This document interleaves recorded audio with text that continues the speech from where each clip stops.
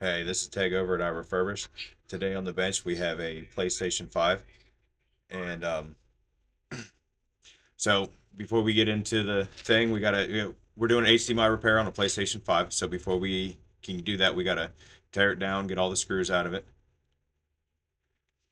PlayStation 5 has a good chunk of screws. The PlayStation 5 Slim doesn't have as many, probably about three-quarters the amount that the original PlayStation 5 has. Gotta make sure we get all the antennas out of the way while we're doing this as well. Every PlayStation 5 that comes in for an HDMI repair will have a quick blowout. We'll wipe it down as well. We like to try to make sure when your console comes in, no matter what, looks like it's leaving better. All right, now that we remove that cage, we'll get the motherboard out of there. All right. So what we need to do, we need to prep it. So I'll have to throw some flux on the board around the port. You'll see me doing that here in a sec. Then we'll heat it up from underneath. We'll also go ahead and prep that port. Just getting a little bit of solder on the pins before we put it down. All right, so we're gonna go ahead and heat that up from underneath. We need to get that port out of there. Once it's once the solder's liquid, we can get that out of there. Then what we need to do next, we need to go ahead and remove the old solder. First, what you do to remove the old solder, you're going to want to put in some fresh solder to help wick away, because a lot of the times stock solder comes lead free. I do use a leaded solder, mainly just for ease of use. It helps us to put the port back on and off easier because it has a lower melting temperature than the leaded solder. All right, now that we got the port in place,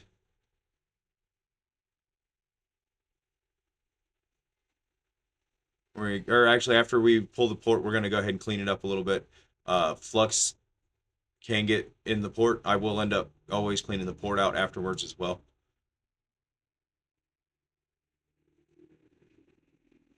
All right, so we're going to make sure that we get that solder nice and liquefied and hold it on there. After getting it down on there and everything's hot and the solder is flowing and is liquid, we'll make sure that we get everything liquid in there where we need it to be. Um, then I'll also double check to make sure that the ground legs are secured where they need to be at, adding a little bit of solder on the bottom as well.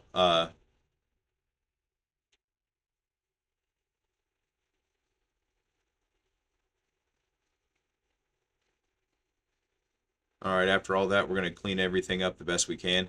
We're going to need to remove as much of this flux that's left over as possible. We don't want to leave any of that behind.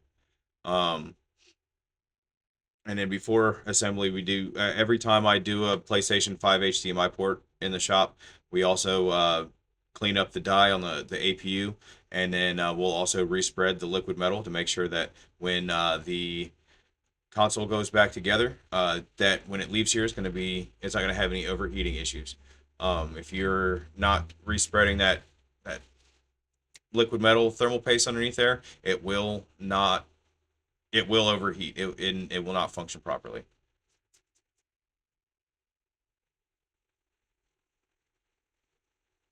Then every time we do an HDMI port, we will check the port by I'll pop the motherboard back down on the case, um, apply some power to it, and then I have a chip that will tell me if it's reading it right. There'll be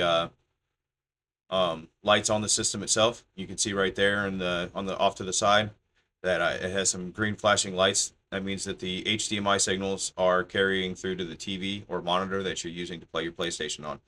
Once that comes up, we're good to go. We can go ahead and start putting the screws back in. As you can see, you can still put the screws back in while it's powered on. Sometimes it's better to do it that way because then at the end of the day, if there's anything else going on wrong with it, it'll show its head. But come down if you come down to I refurbish. We do these ports on the daily. I do probably about 20 to 30 of them a month or more, and we partner with other businesses in the area to get them done. So come on down, check us out. We'll get your PlayStation back together and working for you.